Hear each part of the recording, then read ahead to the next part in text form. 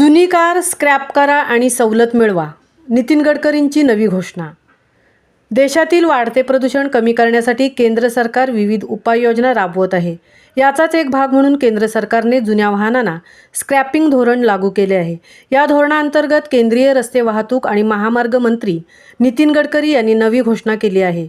जुनी वाहने स्क्रॅप करून नवीन वाहनांना सवलत देण्याचे मान्य केले आहे.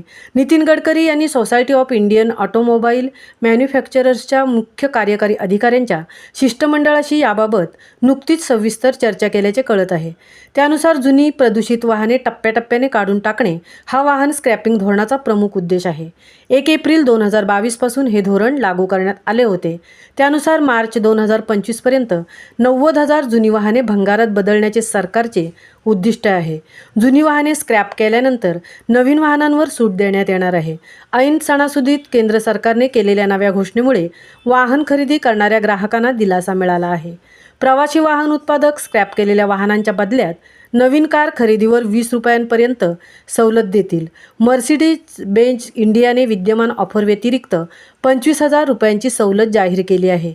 आगामी काळात वाहन उत्पादक कंपन्या अतिरिक्त सवलतीही जाहीर करू शकतात. व्यावसायिक वाहन उत्पादकांनी 3.5 टनांपेक्षा जास्त वजनाच्या भंगार व्यावसायिक मालवाहू वाहनांसाठी एक्स शोरूम 3% सवलत देणार आहे, तर 3.5 टनापेक्षा कमी वजनाच्या वाहनांवर 1.5% सवलत देण्यात येईल. जड आणि हलकी व्यावसायिक वाहने स्क्रॅप करण्यासाठी ट्रेडेड डिपॉझिट प्रमाणपत्र वापरणाऱ्या खरेदीदारांना 2.75 आणि 1.25% सूट मिळणार आहे. महामुंबईसह संजय खांबेटे, म्हसळा.